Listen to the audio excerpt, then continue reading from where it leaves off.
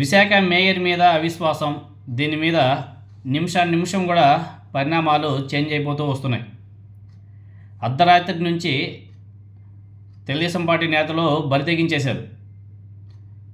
దానికి వైసీపీ మహిళా కార్పొరేటర్లు కూడా ఎదురు తిరుగుతున్నారు. ఎందుకంటే బలం లేకుండా కుట్రలు కుతంత్రాలతో విశాఖ మేయర్ మీద ఈరోజు అవిశ్వాస తీర్మానం పెడుతున్నటువంటి కూటమి ప్రభుత్వం వైఎస్ఆర్ కాంగ్రెస్ పార్టీ కార్పొరేటర్లకు గాలం వేసేందుకు ఎడతెరపు లేకుండా ప్రయత్నిస్తుంది కూటమి ప్రభుత్వం నాయకులు, మంత్రులు, ఎమ్మెల్యేలు డబ్బులు, బెదిరింపులు, ప్రలోభాలు లొంగకుండా ఉంటే ఇంకా ఏదో ఒకటి దౌర్జన్యాలు అవి ఇవి చేయడం. ఇలా డబ్బులు, బెదిరింపులు, ప్రలోభాలకు లొంగకుండా తాము వైఎస్ జగన్మోహన్ రెడ్డి గారి వెంటే ఉంటామని చెప్పేసి తేల్చి చెబుతున్నటువంటి కార్పొరేటర్లు కూడా చాలా ఇబ్బందులు గురి చేస్తున్నారు. కొంతమంది స్ట్రాంగ్గా నిలబడ్డారు, మేము జగన్మోహన్ రెడ్డి గారి వెంటే ఉంటాం అని చెప్పేసి తేల్చి చెప్పడంతోనే ఇప్పుడు కూటమి నాయకులు కూడా కొంచెం వెనుకడుగేస్తున్నారు. భారీ భద్రతా నడుమ అవిశ్వాస నిర్వహించాలని చెప్పేసి కలెక్టర్కు ఇప్పటికే వైఎస్ఆర్ కాంగ్రెస్ పార్టీ నాయకులు కూడా లేఖ కూడా రాశారు. ఎందుకంటే వైఎస్ఆర్ కాంగ్రెస్ పార్టీకి 55 మంది సపోర్ట్ ఉంది, తెలుగుదేశం పార్టీకి 29, జనసేన పార్టీకి 3, బీజేపీకి 1, సిపిఐకి 1, సిపిఎంకి 1, ఇండిపెండెన్స్గా 3, 4 ఉన్నారు, ఖాళీ అయింది 1. జీవీఎంసీలో మొత్తం 98 మంది కార్పొరేటర్లు, జీవీఎంసీలో 14 మంది ఎక్స్ అఫీషియో సభ్యులు ఉన్నారు. తెలుగుదేశం పార్టీకి 11 మంది ఎమ్మెల్యేలు, 2 ఎంపీలు, 1 ఎమ్మెల్సీ. వైఎస్ఆర్ కాంగ్రెస్ పార్టీకి 3 ఎక్స్ అఫీషియో సభ్యులు ఉన్నారు, ఎంపీ గొల్లా బాబురావు గారు, 2 ఎమ్మెల్సీలు పండుల రవీంద్రబాబు, అదేవిధంగా కుంభా రవిబాబు.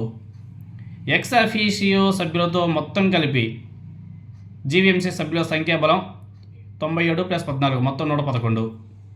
అవిశ్వాసం నెగ్గేందుకు 2/3 మెజారిటీ అంటే 74 మంది సభ్యులు అవసరం ఉంది. ఎక్స్ అఫీషియో సభ్యులతో కలిపి వైఎస్ఆర్ కాంగ్రెస్ పార్టీ మొత్తం బలం కూడా 61. ఎక్స్ అఫీషియో సభ్యులతో కలిపి కూటమి మొత్తం బలం 48. ఎన్నికకు దూరంగా 2 సిపిఎం అదేవిధంగా సిపిఐ సభ్యులు దూరంగా ఉన్నారు.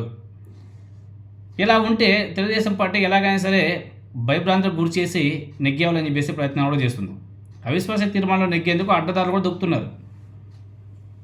వైఎస్ఆర్సీపీ కార్పొరేటర్లని బలవంతంగా తీసుకొచ్చేందుకు రౌడీలు, గూండాలను కూడా ప్రేరేపించింది కూటమి ప్రభుత్వం.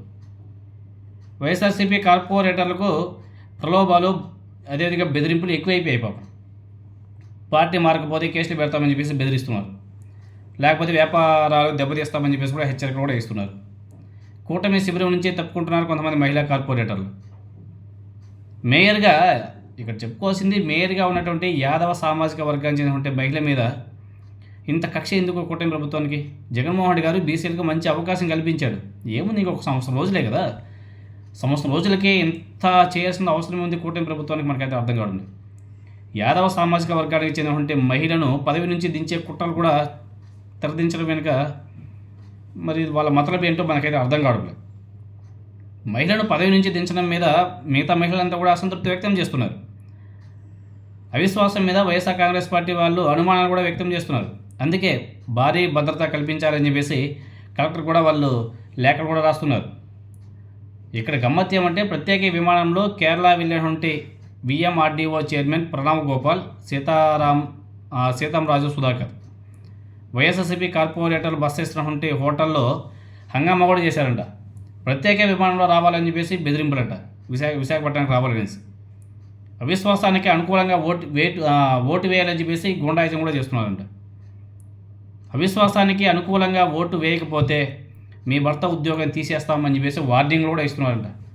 తెలుగుదేశం పార్టీ నేతల బెదిరింపులకి కొంతమంది కార్పొరేటర్లు తగ్గట్లే. తెలుగుదేశం పార్టీ నేతలతో ప్రత్యేక విమానం రావడానికి ఒప్పుకోవడం లేదంట ఆ కార్పొరేటర్ ఎవరో మహిళ శశికళ. తెలుగుదేశం పార్టీ నేతల యొక్క దౌర్జన్యం అసలు బీభత్సం. ఇంకా ఆ దౌర్జన్యం మీద ఆ వైఎస్ఆర్ కాంగ్రెస్ పార్టీ కార్పొరేటర్ శశికళ అనేసి ఒక మహిళ మండిపడుతుంది. మీరెవరు నన్ను రమ్మనడానికి అని చెప్పేసి తెలుగుదేశం పార్టీ నాయకుల మీద ఎదురుదాడి కూడా చేస్తుంది ఆ మహిళ. నిజంగా హ్యాట్సప్ చెప్పాలి అటువంటి మహిళలకి. అర్ధరాత్రి 1 గంట సమయంలో పోలీసులతో హోటల్కి వచ్చి దౌర్జన్యం చేసే హక్కు ఎవరిచ్చారండి వీళ్ళకి? ఆ మహిళ మీద దౌర్జన్యం చేస్తున్నారు, బెదిరిస్తున్నారు.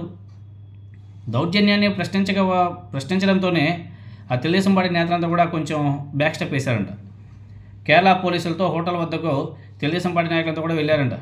తమ కార్పొరేటర్లను తీసుకెళ్లేందుకు వచ్చామని చెప్పేసి కేరళ పోలీసులకు తెలుగుదేశం పార్టీ వాళ్ళు చెప్తున్నారంట. కార్పొరేటర్ శశికళ మా మనిషే, ఆమెను మేము తీసుకెళ్తామని చెప్పేసి పోలీసులకి చెప్తున్నారంట. అక్కడ కార్పొరేటర్ శశికళ గారు ఎదురు తిరగడంతోనే కేరళ పోలీసులతో కలిపి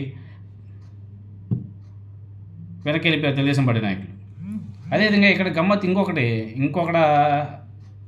ఇంకొక గమ్మత్ ఏమంటే, వైఎస్ఆర్ కాంగ్రెస్ పార్టీ కార్పొరేటర్ ఎవరో ఒక మహిళ మలేసియా నుంచి కార్పొరేటర్ సుజాత జంపట్ట. తెలుగుదేశం పార్టీ వాళ్ళు పాపం ఆ కార్పొరేటర్ మీద కూడా ఎన్నో హోప్స్ పెట్టినారు. ఆ మహిళ జంపంట.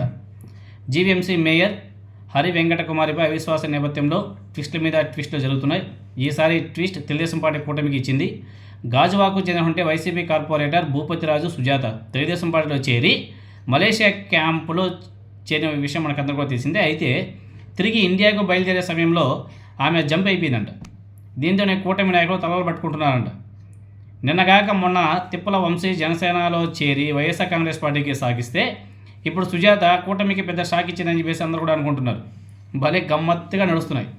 1 సంవత్సరం పదవీ కాలం కోసం ఎన్ని తిప్పలప్ప సోమే. ఏందో ఈ కూటమి అధికారం ఉంటే ఏమైనా నడిచిపోతాయంటే ఇదేమో ఎగ్జాంపుల్.